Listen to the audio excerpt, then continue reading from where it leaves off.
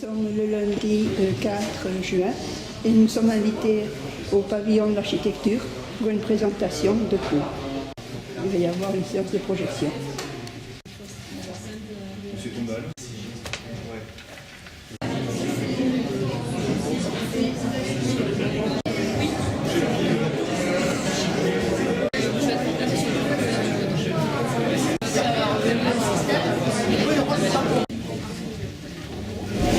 Une soirée paysage et rendez-vous au jardin.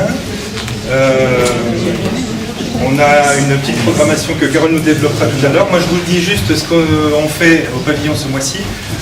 Vendredi prochain, le syndicat mixte du Grand Pau organise un séminaire qui s'appelle Connaître pour agir en milieu rural, où en fait ils mettent en place des ateliers. Moi, on a une visite à Augelet-les-Bains pour visiter une fabrique de LED. Voilà, donc entreprise béarnaise où on peut voir du showroom à la fabrication. Voilà, l'entreprise nous présentera leurs produits. Pour le mois, c'est ce qu'on a. Donc moi j'ai tout dit. Et donc Carole, je te laisse la parole. Bonsoir à tous. Donc chaque année, le pavillon de l'architecture accueille un événement pour les rendez-vous au jardin. Il souhaite mettre en avant justement le paysage local qui est en cours de réalisation ou de conception. Chaque année, ce sont des paysagistes locaux qui interviennent. On n'a pas de paysagistes locaux, donc palois, qui interviendront, mais ce seront plutôt des paysagistes bordelais, toulousains et de Clermont-Ferrand. Voilà. Je laisse la parole à monsieur. Oui, bon, bonsoir à tous. D'abord, on m'a demandé d'introduire cette soirée et d'y participer sur le projet de la ville de Pau. On remercie notre partenaire Téréal qui nous permet de vous proposer à la fin de ces présentations le cocktail, et il a également cette rencontre aujourd'hui. Et tout d'abord, vous expliciter un petit peu mieux le titre, Pau 2030, des paysages qui s'inventent au présent. Titre qu'on a choisi, un peu dans la continuité de ce que vous disait Monsieur Brun, sur le fait que dès qu'on pose un acte d'urbanisme, qui vient de Clermont-Ferrand d'ailleurs, j'avais ici. Bonjour à tous, donc moi je vais vous présenter le projet du parc du ruisseau du Lahaut. Donc ce projet, vu lors de l'exposition sur le sujet Pau 2030, qui fait partie du programme qui a fait l'objet d'un plan d'urbanisme il y a quelques temps. L'objet était en fait de rapprocher les activités, tout ce qui est à mettre des Thunes, Université Technopole, par du Leclerc et qui rejoint la MJC Berlioz de l'université. Donc c'est la séquence qui va être la plus opérationnelle. Conception de ce parc, et puis je pourrais revenir si vous avez des questions sur la démarche et les différentes orientations qui sont aujourd'hui mises en place.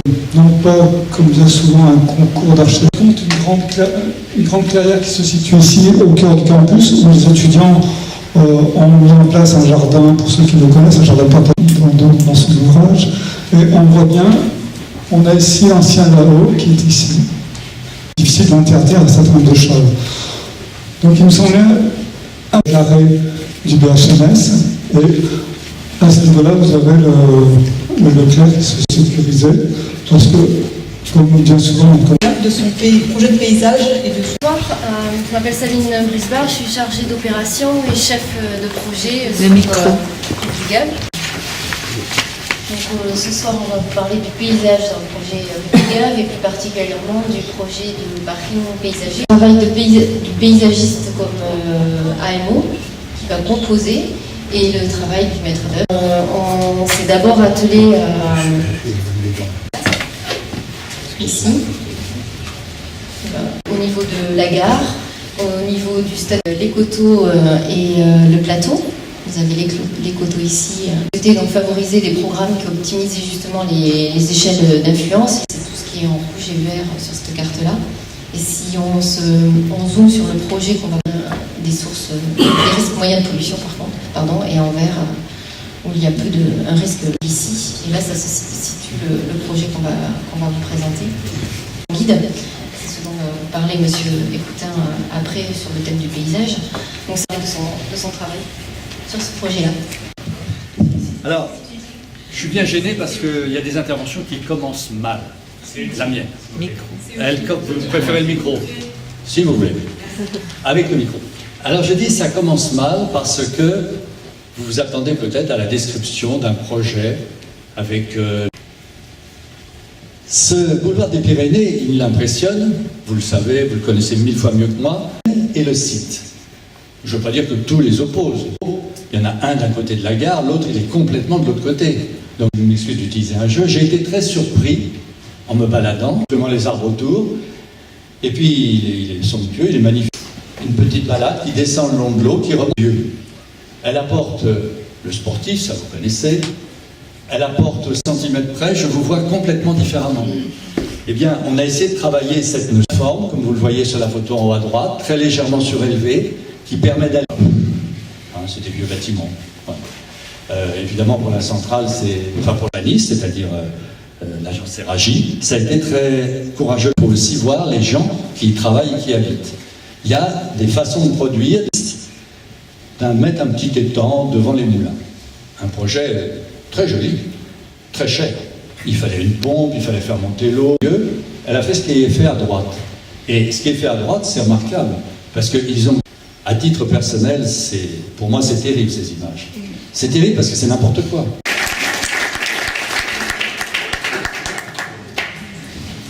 Je viens dans l'esprit, du moins dans la continuité de l'équipe de Patrick Écoutin, le long du Gave. Alors,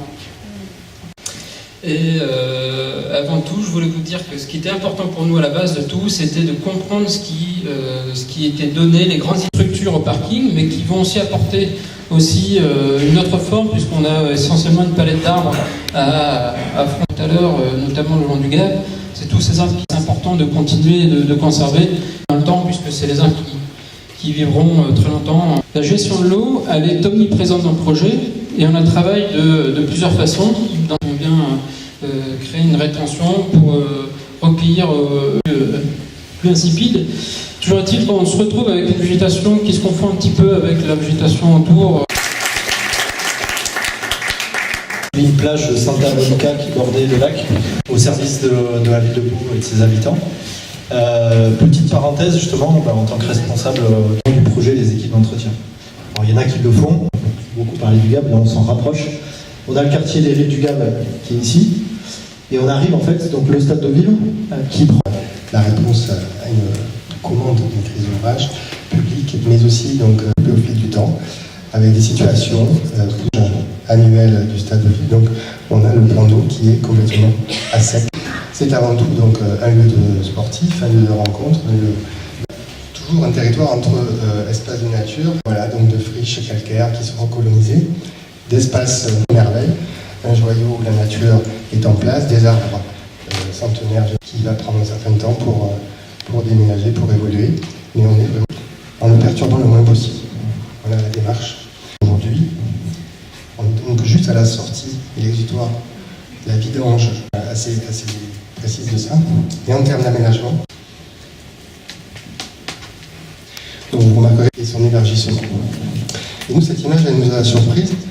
Elle en dit on ne peut pas se soustraire à ce qui est aujourd'hui existant et où étaient les zones les plus dégradées de l'activité humaine, dans la continuité des fils d'eau et des pentes de l'eau, de la nature en place, et venir plutôt creuser et créer le stade de calme, la partie.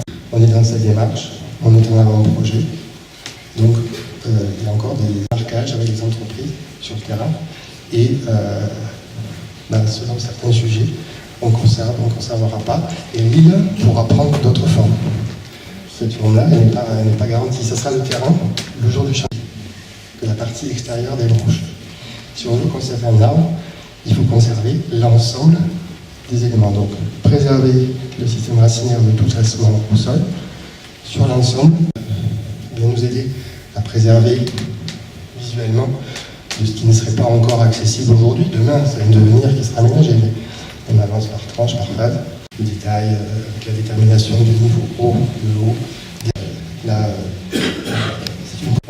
Donc toujours avoir dans l'organisation des perspectives. Voilà, ça c'est quelques exemples de galères qui sont une certaine implémentation. et les berges. On a beaucoup recherché comment travailler le fond du stade, les berges. Et donc là, on va utiliser très certainement une technique horticole de fascine hélophyte, qui donc là, il y aura une passerelle ici avec de plantes. On essaie de choisir le plus judicieusement possible. Les techniciens, les jardiniers, un peu plus sophistiqués sur les entrées du site, sur les marins paysagers, deux choses qui vont évoluer, qui